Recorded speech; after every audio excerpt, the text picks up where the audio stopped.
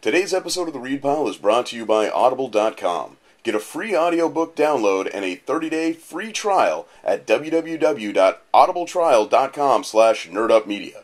Over 150,000 titles to choose from for your iPhone, Android, Kindle, or MP3 player. I'm Elle, and I'd like to admit something. I'm in an abusive relationship with my cats, being that my cats are abusive to me.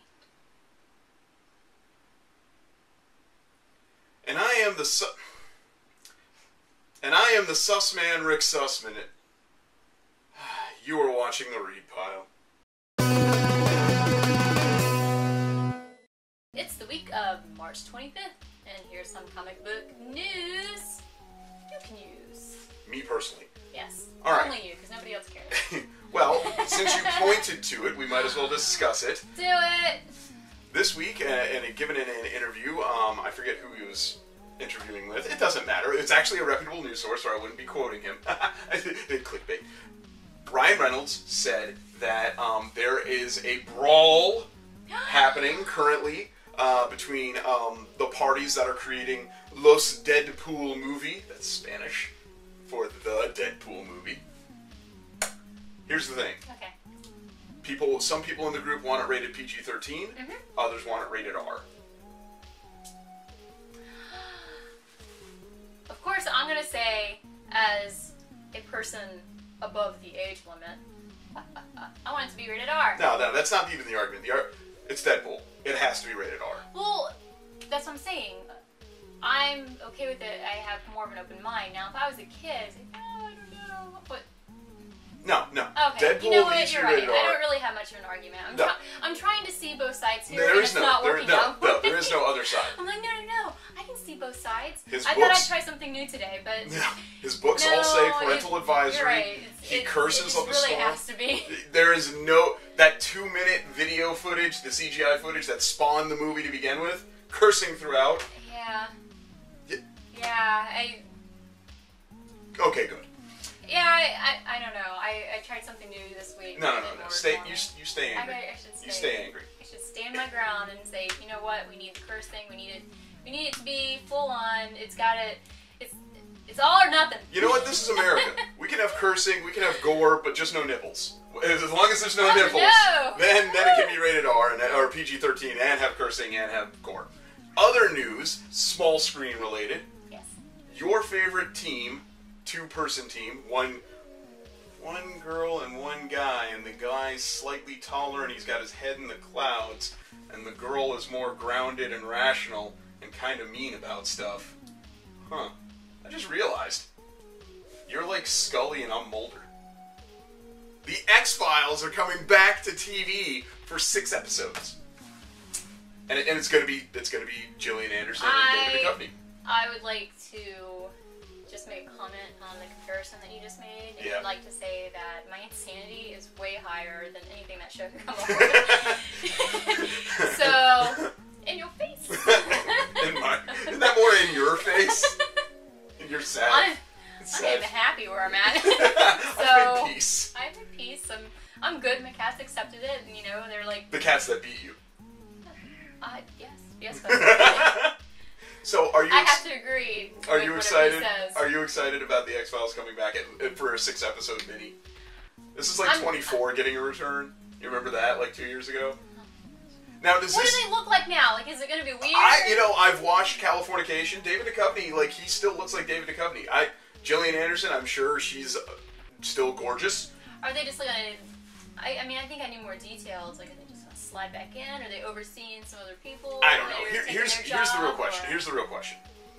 Is this a sign that nerd culture has reinvigorated? Because the X-Files comic is doing really, really good. Yeah. Is this a sign that we're still we are demanding these things? Nerds are uniting, and we're like, no, you need more nerd stuff, and we're gonna watch your TV. Or is this Fox has no new ideas? I don't think they have any new ideas. I think that they're trying to get out of the funk and the bad reputation that they have of shows not making it. I mean, it's an ongoing joke. I mean, even in Family Guy, they were talking about like What is it, Family Guy? Yeah, I'll say it. Yeah. It's all of them about lasting longer than a live-action Fox TV show. Yeah. Yeah. Well. And even in American Dad, they did with the horses, and they were naming all of them. Yeah. Nice. Yeah. I'm just saying, it's an ongoing joke. They have a lot of shows that fail, even though they were good, and they think that they can just jump on board with this fad that is going on right now. And I feel, no, seriously, there is a nerd fad. There are people that don't know anything about comics that are absolutely in love with all these comic book okay, but which is cool. But this is the X-Files. This was on. But this is still part of. This was 15 years ago. It was longer than that. I think they're starting to trying to bring things back, and I think it's just our generation. Maybe we're just seeing it, and it's more of a notice to us because it's from our time. So we're seeing things. We're seeing it, so and it's a big deal to us because it's news for us. Well, I'm just wondering then. Is something from our childhood that is returning in a different format than what we're used to a perfect segue into comic book reviews this week?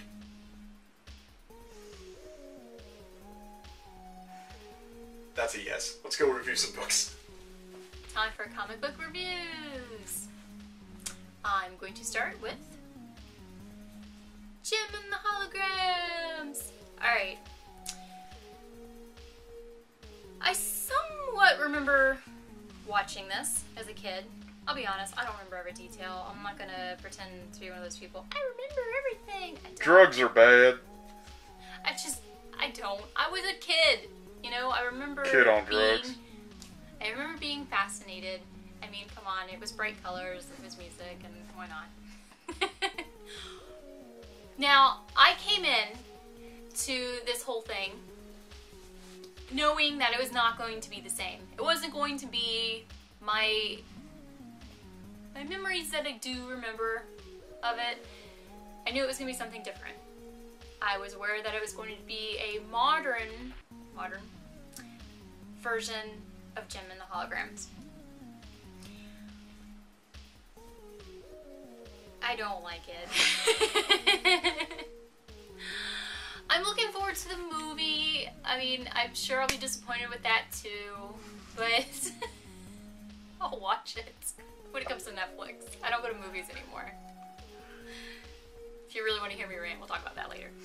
But it's not that it's a bad story. It's just not catching my interest. I look at this and I look at the artwork, and all I can see is like Monster High, and I don't, and like Bratz a little bit. I don't know what's going on, but it's not for me. I'm gonna try to keep my childhood memories. I'm gonna try my best. But in the meantime, another thing from my childhood, the Twilight Zone. Twilight Zone you can't really ruin because there's gonna be different stories. That's the whole point. It's just different stories, crazy little stories you're gonna come up with, and you can't really mess it up. I mean, you might not appreciate the story, whatever. And we finished with our last one, but it looks like this is issue 3. They are just going to continue with different stories, but everything has to do with, what is it, shadow and a substance? And it kind of seems like this is staying with that idea. So pretty much the story that's going on now, and it sounds like it's going to be a quick one, is this guy is just tossed into the situation where it looks like it's a series of rooms, and apparently there's things that have them kept there, and you're not entirely sure who they are, what's going on, how did they get there, who are these people, do they have anything in common, what's going on, and what is the stuff that they're giving them to eat. Really weird. Well, one guy doesn't want to play this game. He says, forget this, I want to know what's going on. I like it, very interesting. Once again, it's got my attention, just like a TV series. You're like, I gotta see the next episode. I really got to. I gotta know. Even though you know it's gonna end quickly, it's still a nice little quick story. Moving on. Issue 6 of Arkham Manor. Well, obviously, our last big storyline within the series has pretty much come to an end. We figured out, you know, who the spider was. Spider's taken care of, hopefully. And, well, Batman still does not have Wayne Manor. It is still Arkham manner, but he continues to oversee.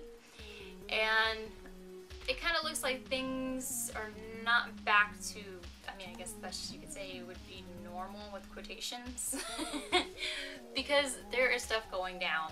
You can see where little things are off, things are not how they're really supposed to be, and there's definitely something brewing. And, well, you know who has definitely got his eye on everybody, so we'll see what's going on. But my pick of the week, The Life After. This is not a spoiler. If you didn't read the last issue, sorry, and, well, you would know. This issue, they are in hell. It's pretty interesting. It's kind of like what I imagine hell would be. And especially like in the first 2 pages, certain things are said, I'm like, yeah, maybe, I don't know. But, of course, Mr. Hemingway does not want to believe, and but don't worry, he always turns into a badass, so you'll get to see that. Quite wonderful. But we're starting to learn little bits about what's going on and who's who and who really is who, and so on and so forth. And it's pretty interesting. And who comes and saves the day at the end is pretty hilarious. I love it. I'm absolutely in love with this whole book. I know I had some couple little reviews where I was like, I don't know, I feel like it's going slow, but I think it's worth the ride. It really is. And if you feel like, you know, you're a little behind and you're trying to catch up, don't give up. Definitely push through, push it, and get there, and you'll be happy with. I think you'll be happy. But in the meantime, let's see what Rick has to say. Don't worry about it. I'm playing with this cat right now. Huh? Oh, reviews, right. Well, since I'm done hanging out with a cat, and now Elle is hanging out with the very same cat, I had over a dozen books on my read pile this week. I won't be reviewing all 12 of them, because that would take a while, and you guys probably have other things you want to do today. So, let's just start with a couple of quick hitter books. We're going to start with Rumble number 4, just real quick. There's Rumble number 4. It's not going to get a graphic, but I want you guys to check it out. I love Rumble. You should too. It is very fun. It is very, almost silly in a way, but awesome. And you know what? Lazarus is going to be a movie. Rumble's probably going to end up being a movie too. So when it is announced as a feature, I want you to come back and watch this review, and it'll remind you that I said that you should have been picking up Rumble. Another book that bears speaking of, but just momentarily, is Batman and Robin number 40. The reason why it's not going to get a full review is because I did a micro review for it already on our Twitter page. And some of these already did get a micro review, but this one just sort of, it was just good. But it was also the last book in what has been essentially a 40, gosh, maybe even a 50-issue run dating back to pre-New 52 days. Tomasi sort of knocked every issue out of the park. There were a couple of stumbles that I felt where the story was starting to take a little while to really get moving with the return of Damian and all that. But this has been a fabulous journey, and if you want to know why people like myself and the Angry Nerdgirl, why we love Damian Wayne so much, it has nothing to do with Grant Morrison and everything to do with Peter J. Tomasi's writing of a character that was initially a throwaway, and he turned into one of the most important DC characters probably in all of the New 52. So let's get to the big reviews. Here we go. Chew, number 47. So that should be about here now. Graphic. That is the Poyo as a Garbage Pail Kid, and as you know, I am a big fan of the Garbage Pail Kids. Now, somebody else on the read pile, not gonna name names. It sucks. Not a fan of the Garbage Pail Kids, even though it really sucks. The one shot was hilarious. No. Anyway, in Chew 47, we have the continued storyline of Agent Colby as he's trying to deal with the fact that he murdered an agent of the FDA, and he's trying to get away with it. And also, bad things be happening for Tony, but that's sort of the name of the game with this book, is that bad stuff, it just happens to our main character. And that's kind of why I love it so much. It reminds me of a lot of great comics where you invest so much love into one particular character just to watch his world burn around him. Next up on the review pile, so to speak, this is Conan and Red Sonja issue number 3 of 4. This has been so much fun! I told you on the first issue, I told you on the second issue, I'm telling you on the third issue, and I'm sure the fourth issue is not going to disappoint. This is awesome. Watching these two characters interact, and there's actually a couple of moments of like tenderness and understanding between the two of them, and then ultimately this great brawl at the end. What are you looking for in comic books? You want your heroes to hang out and maybe fight villains together? You want to see a great crossover? I haven't seen a crossover that had me this hooked really since the Batman Spawn stuff, and that's 20 years ago. So check it out. It's issue 3 of 4. Now, Image Comics is really, really cool. We know this. What they do is they try and produce a trade paperback of X number of books so that when you buy the newest issue that hits the stands, many times that new issue will pick up right where the trade ends. And that is the case with Wayward, number 6. Wayward is back! Wayward is back! Oh my god, it was almost my pick of the week. It was so good. American manga. They even make that joke in this issue. Maybe Jim is actually watching my show. Well, thank you, Jim Sub. But maybe that you probably didn't need me to tell you what you were writing. That's really silly. But we've got cat-girl battles, and we've got manga actually in the book here, but we've got a really well-drawn, well-written series. And if you want to jump in and you want to catch up, here's your opportunity. Go get Wayward Volume 1 and pick up issue 6, and boom, you're done. You're caught up. You're with me. And let's keep reading this, because if we get 100 issues out of this, or if we get 20, we should be really happy. It's been so much fun. Okay. Let's get the graphic spun. Graphic. I've made this book my pick of the week before. It has one more issue, because it's said to be concluded at the end. Spoiler. But man, is it good. Witches. Witches, number 5. I'm guessing a 5 of 6. Maybe it's the first arc. I would love for that to be the case. I don't know what else to say about this book. We were, on issue 4, everything looked to be spiraling out of control. The art got really crazy, and it reflected that. In issue 5, things are starting to gel, and sure enough, the plot, the storyline, the artwork, the crazy extra art that goes into this book, it's all coming together, and it's all gluing itself back into place. It's like watching a piece of Velcro tape up. This is so good. This is so awesome. And yes, I'm aware that after the first issue it was announced to be a movie, and I know why. Because it reads like a movie. You're watching this and you're like, oh man, all hell's about to break loose, and you know this is going to be the last part of the film, and you can't wait, and I can't wait. I'm probably going to make issue 6 my pick of the week too. And Scott Snyder might as well just be like the patron saint of our show at this point, because we just love everything he does. But that's why it's my pick of the week. It's really, really good, and it's our buddy Scott, and it's awesome. For you, our loyal followers of The Read Pile, we have an awesome offer from Audible.com. Audible is offering a free audiobook download with a free 30-day trial to give you the opportunity to check out their awesome service. You can download some really great books like The Hobbit, the unabridged version from Tolkien. You can download Divergent, Lean In, lots of great stuff to check out. To download your free audiobook today, go to audibletrial.com/nerdupmedia. Again, that's audibletrial.com/nerdupmedia for your free audiobook. That's this week for The Read Pile. Rick, who are we thinking? Well, you know, Elle, this is episode 50 of The Read Pile. Which means in 2 weeks' time, it'll be the 1-year anniversary of The Read Pile. That's insane. So I think it might be time for us to call upon our friends on the internets and maybe get some celebrity reactions. Well, I'll try and set this up. I don't know if it's going to happen or not. I know Christopher Daniels is still looking to cave my head in, which is still unreasonable since I didn't do any.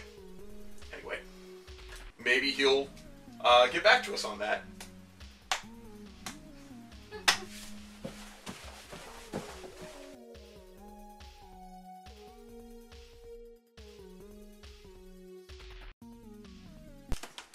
$99, 100.